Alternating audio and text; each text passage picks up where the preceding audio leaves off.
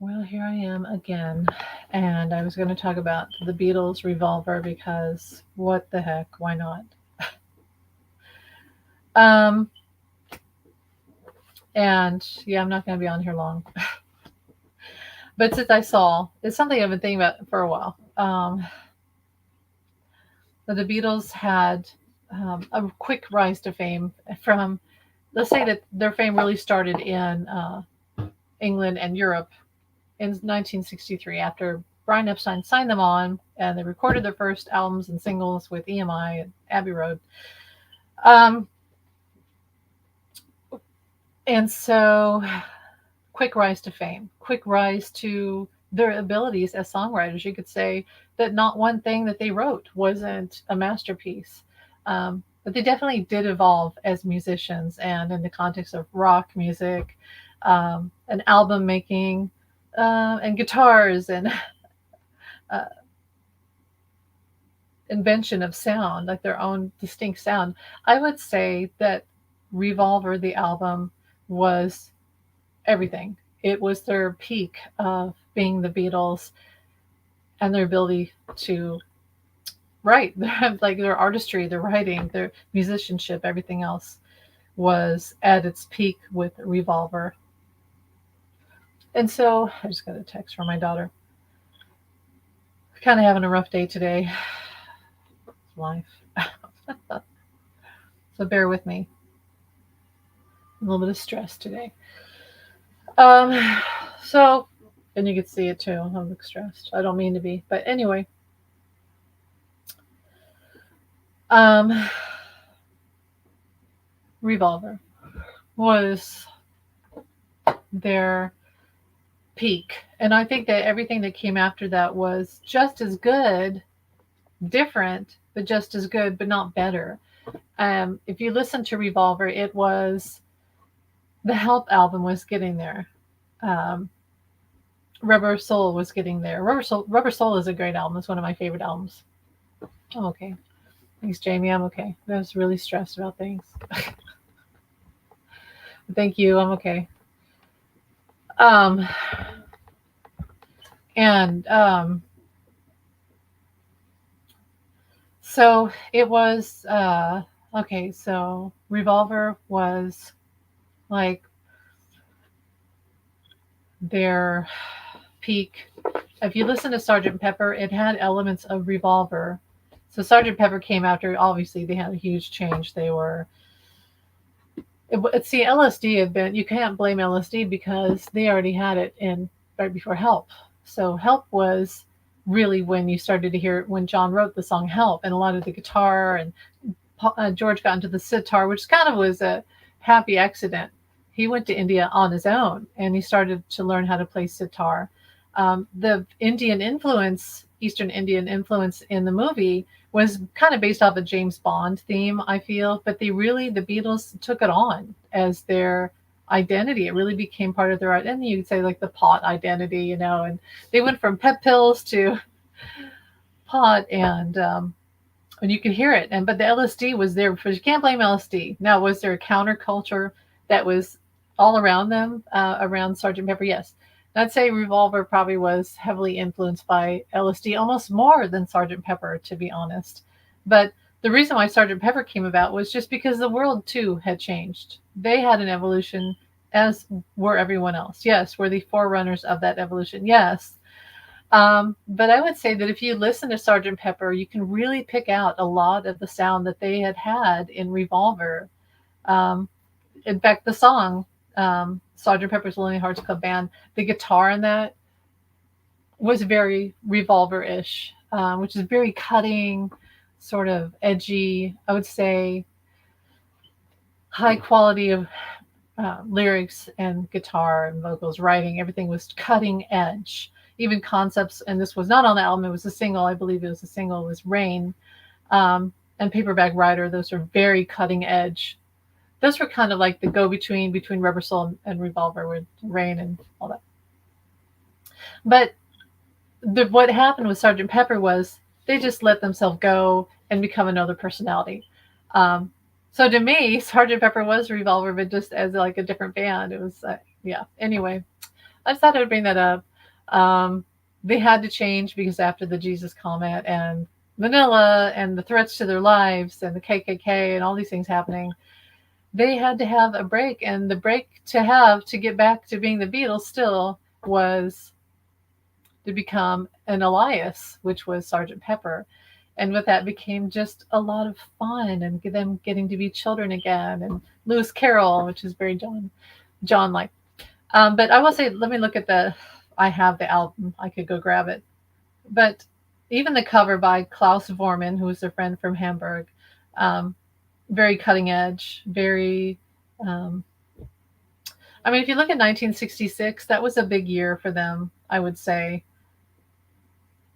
Musically, fame, everything changed. And by the end of it, they had completely changed and stopped touring.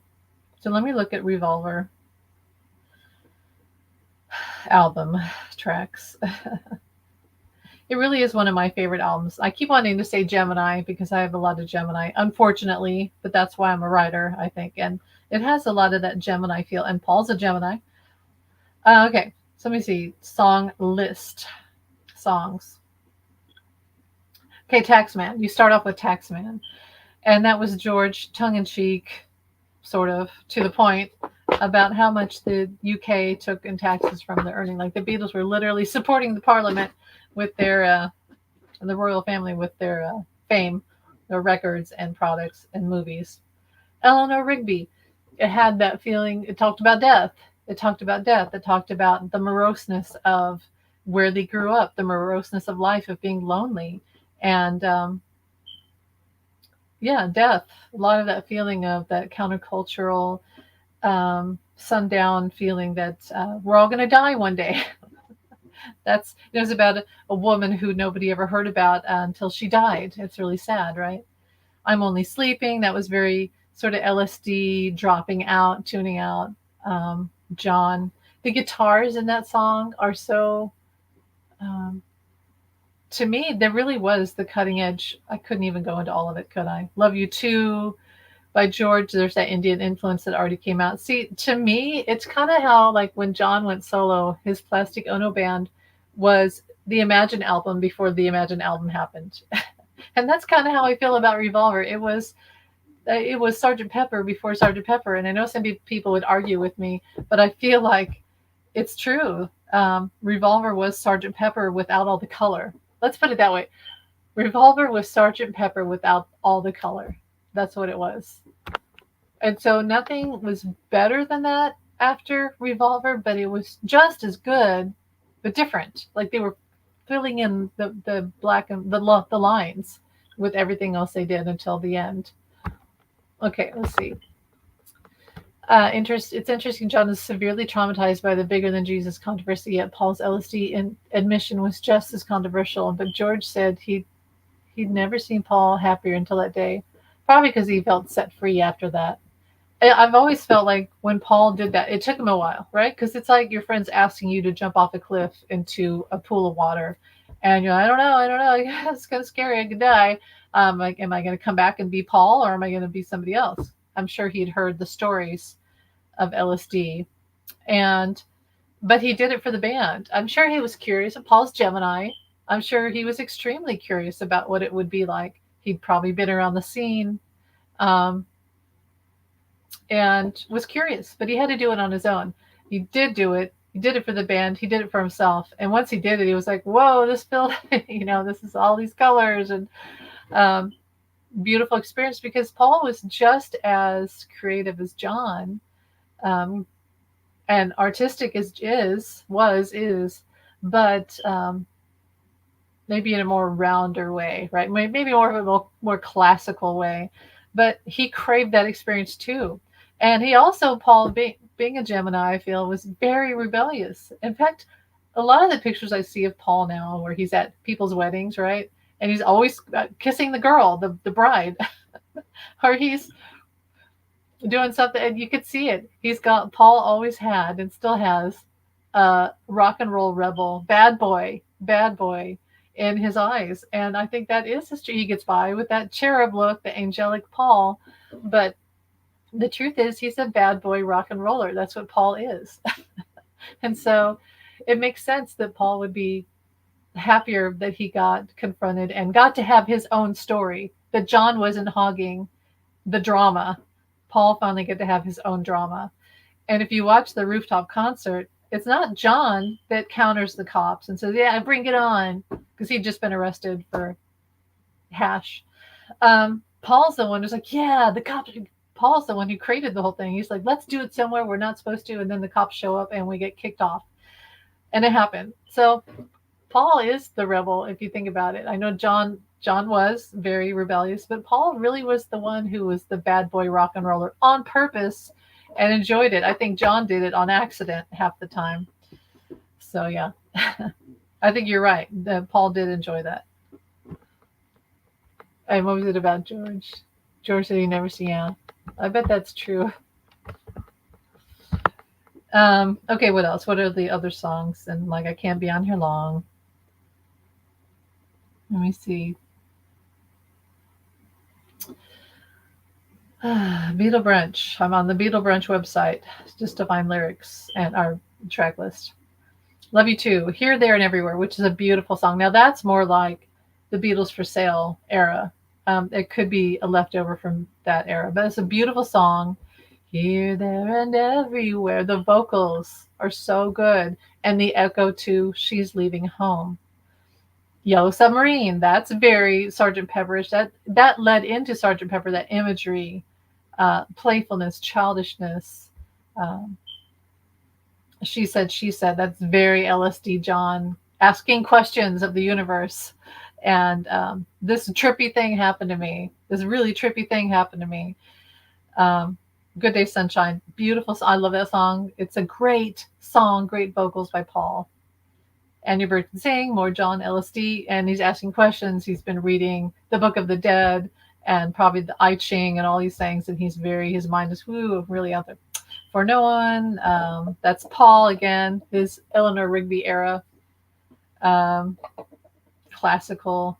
Dr. Robert, I feel like that references partly Bob Dylan because he's the one that got them on on pot, and but I'm sure there were a few other Dr. Roberts. In fact, the guy who was the father of one of their friends in when they went to art college, and he taught them how to rip apart a asthmatic breathing device and pull out the strip of the methamphetamine.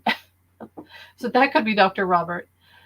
Hope this doesn't get banned when I talk about this. I want to tell you, that's George. I feel hung up and I don't know why. And those harmonies are great in that song. Dun, dun, dun, dun, dun, dun, dun. See, everything in that was very. When you play piano, you have the white notes and you have the black notes, and the black notes are the minor key, minor, right? You're up or down.